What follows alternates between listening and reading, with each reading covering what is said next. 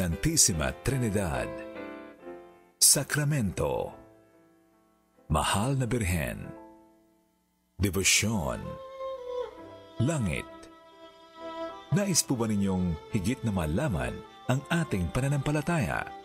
Ugaliing makinig sa Catechism of the Catholic Church. Ang ating palatuntunan ay sumasa inyo mula Lunes hanggang Biyernes sa ganap na alas 9 ng umaga at muling maririnig sa ganap na alas 10 ng gabi at alas 2 ng madaling araw. Ang inyo pong mga katanungan, mga opinyon at mga mungkahi ay maaaring ipadala sa 0918-629-6310 o mag-email sa info.phi@radyomaria.org. Halinang makinig at makibahagi. Radio Maria brings you Catechism of the Catholic Church.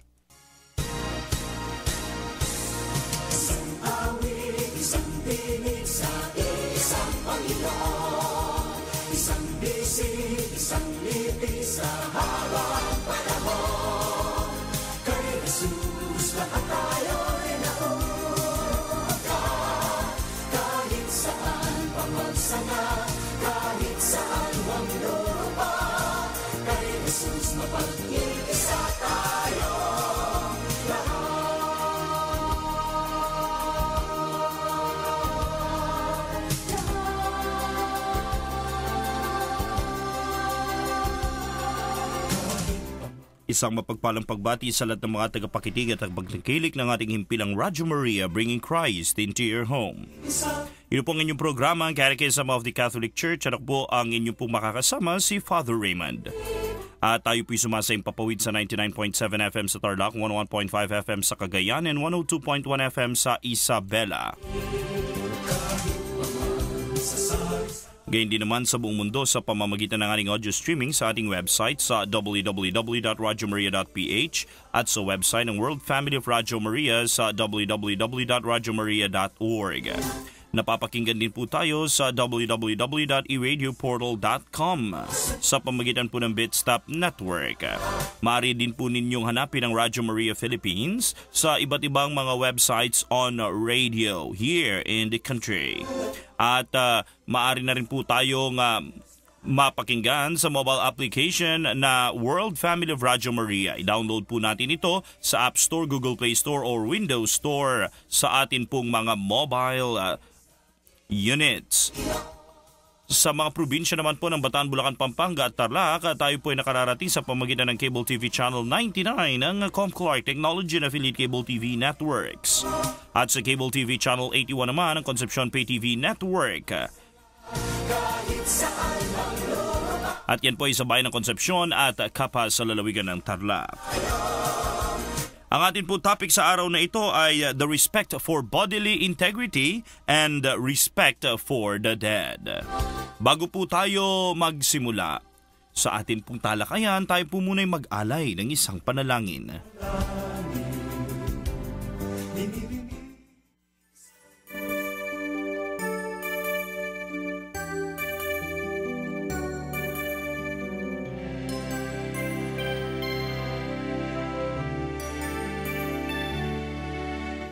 Sa ngalan ng Ama, ng Anak at ng Espiritu Santo. Amen. Ang bawat bahagi na inyo pong nilikha sa aming katawan, Panginoon, ay may mga gamit at may mga silbi. Ang bawat bahagi nawang ito, Panginoon, ay amin pong mabigyan ng katarungan sa paggamit sa kanilang kalikasan. Hinihiling po namin na tulungan po ninyo kaming mapanatili na buo ang amin pong katawan at ang iba't ibang mga bahagi nito para sa kapakanan ng lahat ng mga miyembro ng katawan, upang sa gayon ay lalo itong makakilos at makagalaw para po sa pagpupuri, pagsamba sa iyo. Panginoon, nawa ang mga tao na makakapakinig sa programang ito ay higit na makaunawa sa kahalagahan hindi lamang ng buhay, kung hindi ng iba't iba pang mga bagay kaugnay sa pagpapanatili ng buhay na ito. At ang isa po rito ay ang kabuuan ng amin pong pisikal na pangangatawan na dapat ngang tunay na pangalagaan, bigyan lagi ng atensyon at mahalin ng lubusan. Ang lahat ng ito ay aming hinihiling at idinadalangin sa pangalan ni Kristo kasama ng Espiritu Santo bilang iisang Diyos magpasawalang hanggan. Amen. Maria, ina ng mga Kristiyano, ipanalangin mo kami sa ngalan ng Ama, ng Anak at ng Espiritu Santo. Amen.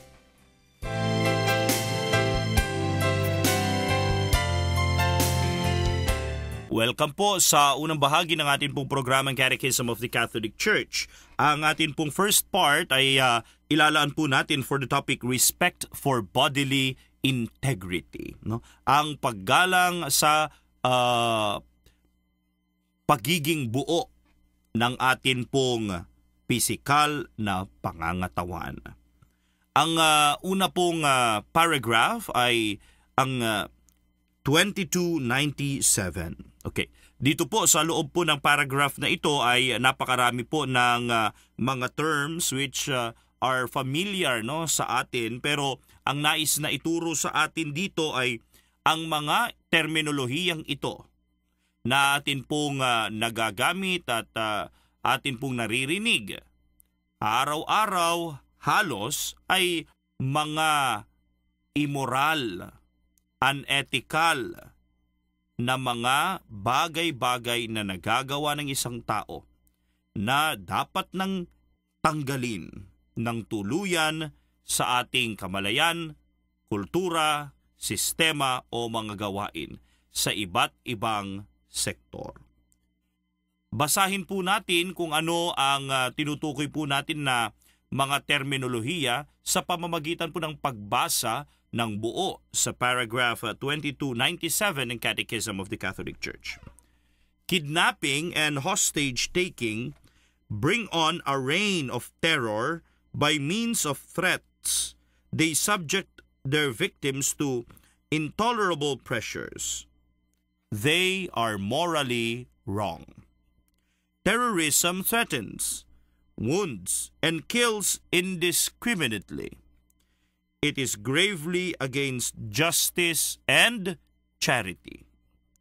Torture, which uses physical or moral violence to extract confessions, punish the guilty, frighten opponents, or satisfy hatred, is contrary to respect for the person and for human dignity, except when performed for strictly therapeutic medical reasons, directly intended amputations, mutilations, and sterilizations performed on innocent persons are against the moral law. Okay, napakinggan po natin kung ano po ang mga tinutukoy ko pong mga terminolohiya. Kidnapping, hostage-taking, terrorism, torture, amputations, mutilations, and sterilizations. Ang mga ito po ay morally wrong. Okay? Kidnapping and hostage-taking. Every now and then nakikinig po tayo sa mga balita, napapanood po natin sa mga telebisyon, o nababasa po natin sa mga dyaryo at iba pang mga write-ups, ang mga instances of kidnapping. Lalong-lalo na ang mga kidnapping patungkol sa ransom o ang mga mayayaman na dinudukot upang ipatubos sa napakalaking halaga. Ito po ay nagdudulot ng takot. Ito po ay nagdudulot ng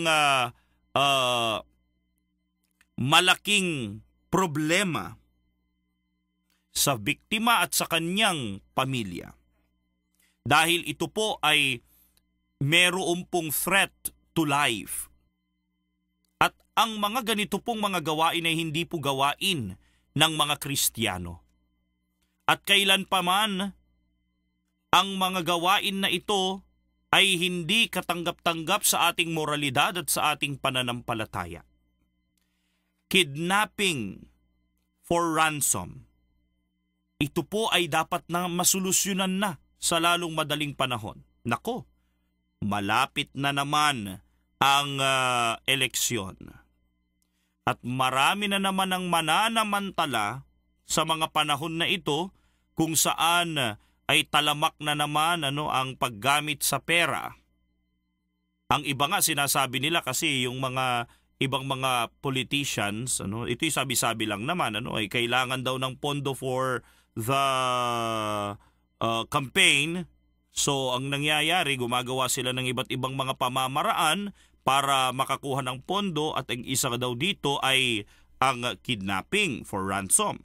Yung iba naman, may mga sumasakay ng mga sindikato sa ganitong kamalayan at kahit hindi naman ito ginagawa ng mga politicians, ang mga sindikato na ito ang gagawa upang sa gayon ay maibintang sa iba ang kanilang nagawang kasalanan.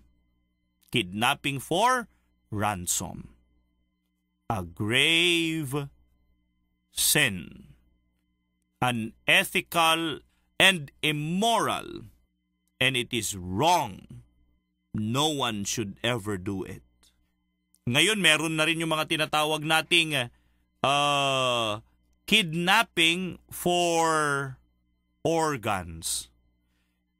Mga ginigiliw ng mga magulang, ingatan po ninyo ang inyong mga anak.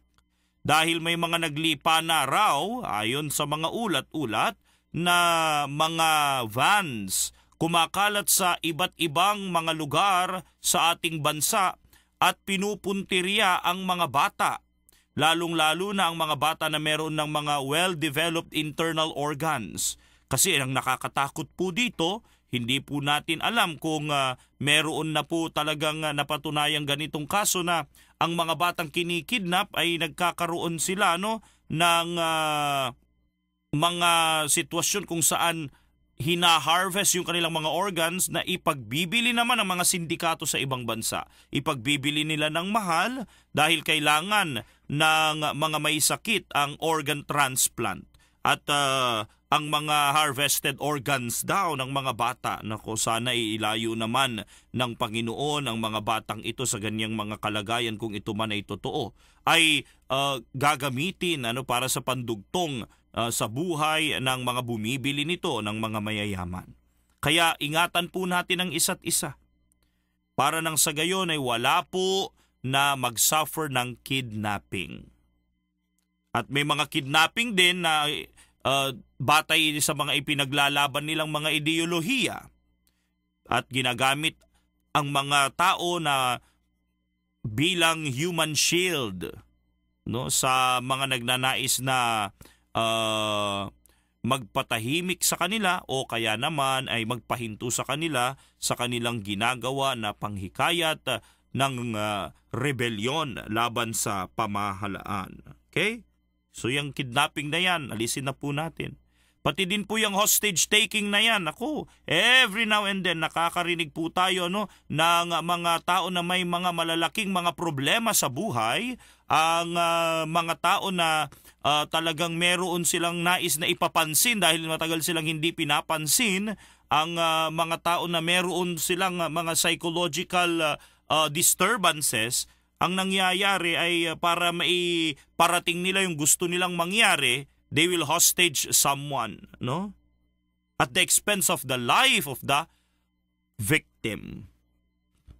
So hostage taking should also be avoided. But rather, it would be better if it is totally eliminated. Pangatlo, terrorism. Sabi po dito, terrorism is threatening, wounding, and killing indiscriminately. September 11, 2001 attack sa New York City, sa Twin Towers, terrorism. Napakadaming mga buhay ang namatay at nasayang. At ang ganitong uri ng act ay nanggagaling sa mga iba't ibang mga paniniwala o ideolohiya. At nais nila na gamitin ang terorismo kahit na mag-suffer ang mga inosente para lamang sa isang cause. And sometimes even God is used as a reason, is used as a cause. And it is a reasonable, it is so unreasonable as a reason to make use of terrorism for the sake of propagating a faith or for a wrong translation or interpretation of one's faith in one's life. Sa mga gumagawa ng terorismo, walang mahalaga sa kanila kung hindi maiparating, maipadama kung yung gusto nilang mensahe. Kahit na napakarami ang mga inosente na mag-suffer. And this is what we call indiscriminate killing of people. Indiscriminate wounding of people. Okay? Indiscriminate threatening of people. Terrorism is in no way morally acceptable. It is an abominable act. Kaya nga magsama-sama po sana ang lahat ng mga tao sa buong mundo to fight terrorism. At hanggang ngayon umiiral pa rin ang terrorism na yan. At sana naman ay dumating ang pagkakataon na maliwanagan ng mga nagko-consider na palaging gamitan ng terrorism na ito para lamang sa kanilang mga causes, para lamang mapansin yung kanilang mga ipinaglalaban. Please, let us not make innocent people suffer just because of an unreasonable cause. Terrorism should be totally eliminated. Sana'y magsama-sama ang lahat ng mga bansa na i-address ang bagay na ito. Nang ang terorismo kailanman ay hindi maghari sa lipunan ng mga Kristiyano. Torture. Malimit ang torture ay ginagamit physically or verbally or mentally or emotionally para makakuha ng pangungumpisal kung saan ay papaaminin ng isang tao sa mga bagay-bagay o kaya naman ay pagpaparusa sa mga guilty o ang pananakot sa iba, etc. Ang torture kailanman ay hindi katanggap-tanggap dahil hindi po inirirespeto ng torture na ito yung personal na kalayaan at yung dignidad ng isang tao. So, torture should also be totally annihilated from our consciousness, and even as a term, can we just request ourselves, stop torture. Huwag na nating i-torture ang iba. Usually napapakinggan po natin ang torture na ito sa mga government agencies in charge of putting public order and safety and security. Okay? So, sana ang appeal din po natin sa mga people in authority, people in the uniforms, people who are charged with the service of peace and order, please do not use torture. Do not torture anyone. Sometimes yung torture din ay nararanasan po natin sa mga simpleng mga tahanan. Mga amo na nagiging malupit sa kanilang mga katulong. O kaya naman ay mga pinagkatiwalaan na maging kasambahay pero malupit sa kanilang mga amo. Mga magulang na ganyan din naman ang kalupitan sa kanilang mga anak. o mga anak na wala na ring pagmamahal at paggalang sa kanilang mga magulang. Mga magkakamag-anak na nagdudulot ng torture sa isa't isa, mentally, emotionally, physically, or verbally. Stop all forms of torture. They are against respect for the human person and dignity. And lastly, amputations, mutilations, and sterilizations. Ano po yung amputations, mutilations, and sterilizations? Ang pagputol po ng isa o dalawa na mga parte ng atin pong katawan. Okay? Nandyan din yung pagbabawas, okay, ng parte ng atin pong katawan na dapat ay buo naman. Katulad na lamang yung amputation, yan yung pag-alis ng kamay, ng paa, ng limbs, mga ganyan. Okay? Mutilations naman, ito naman yung pagsugat sa atin pong katawan, at sa pagsugat sa katawan na ito ay merong mga na aalis na parte. Say for example, tenga, ang ganda ng tenga mo, pagkatapos gusto mong gayahin ang tenga ng baboy, puputulin ninyo a part of your tenga, para lamang maikorte ito na animo, ikorte ng tenga ng baboy. Yan po ay mutilation din naman. Sterilizations. Ano po yung sterilization? Ito po yung ligation or vasectomy. Yan.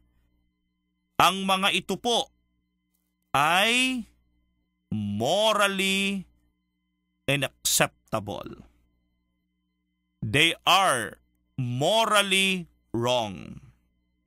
So long as they are not used for therapeutic medical reasons, morally wrong sila. Until the reason is for medical intervention, for therapeutic purposes, then it is needed already. And so it is morally acceptable. And it is the most acceptable procedure for the benefit of the bodily integrity of the person. Or else, pag hindi mo naman ito inamputate, hindi mo naman ito inalis, baka maging dahilan pa ng ikamatay ng mabilis ng iyong mahal sa buhay. But nevertheless, if it is done to an innocent person, if it is done outside medical therapeutic means, then it is not allowed. Amputation, mutilation, or sterilization is not allowed. It is unacceptable to our Christian faith. Tumuko naman po tayo sa susunod na paragraph. Paragraph 2298 ng Catechism of the Catholic Church. In times past, cruel practices were commonly used by legitimate governments to maintain law and order, often without protest from the pastors of the church, who themselves adopted in their own tribunals the prescriptions of Roman law concerning torture. Regrettable as these facts are, the church always taught the duty of clemency and mercy. She forbade clerics to shed blood. In recent times, it has become evident that these cruel practices were neither necessary for public order nor in conformity with the legitimate rights of the human person. On the contrary, these practices led to ones even more degrading. It is necessary to work for their abolition. We must pray for the victims and their tormentors. Sa mga nakaraan, may mga cruel practices po na prinaktis po ng mga nasa kapangyarihan, ang mga gobyerno, ang mga hari, ang mga emperador sa mga nakaraang mga taon. At ang atin pong simbahan sa pamamagitan po ng mga pastors of the church noon ay hindi po umimik, hindi po nag-ingay about these cruel practices. At may mga pag-amin din naman na ang mga cruel practices na ito ay na-adapt natin sa ating mga tribunals for the prescriptions of the Roman law. At meron din pong ginamit ang simbahan na torture, okay? Lalong-lalo na sa mga panahon ng Inquisition. At ang simbahan ay nagsisisi sa mga parte na ito ng kanyang kasaysayan. Pinagsisisihan ng mabigat ng ating simbahan. At magpasa hanggang ngayon patuloy na nagsisisi at humihingi ng tawad ang simbahan sa mga ganitong mga nagawa niyang kasalanan. But let us not forget that even when the church committed these horrible acts in the past, the church did not stop in teaching clemency and mercy. The church remained to be a teacher to all peoples, to have clemency and mercy toward the people who did them wrong or who do wrong. My dear brothers and sisters in the Lord, the church has always been a mother, reminding her children, be merciful, be compassionate. And as a concrete expression of the church's role to be a community of mercy and compassion and of clemency, she forbade and until now forbids clerics to shed blood. Walang sino man na pari, diakono o obispo na maaaring makibahagi sa pagdanak ng dugo. Lahat ng mga kleriko, obispo, pari at diakono ay inuutusan na huwag makiisa sa anumang gawain na makapagdadanak ng dugo, kahit na ang pinupuntirya pa nga ay yung pinaka masama. Now, the church is learning from her history. And she admits to us that cruel practices which were normal then are not actually necessary for public order. They are not actually in conformity with the legitimate rights of the human person, but they are totally against it. And so, the church, in regretting everything that are not good in her history, tells us now that there are other ways to actually attain public order, security, and safety. And this we must explore, especially ways that are in conformity with human dignity, ways that are in conformity with God, ways that are in conformity with the dictates also of our respect for the human person. Okay? So anything that degrade the person, degrade the human dignity must be abolished. They must be totally abolished. Now, the church, asking for the pardon of the world for the sins committed in the past, reminds us. Pray also for other victims of disrespect for bodily integrity. Pray and offer sacrifices for them.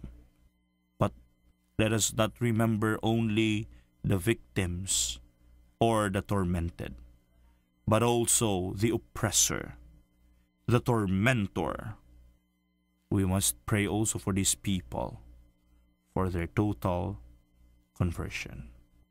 Magbabalik po tayo dito sa ating programang Catechism of the Catholic Church.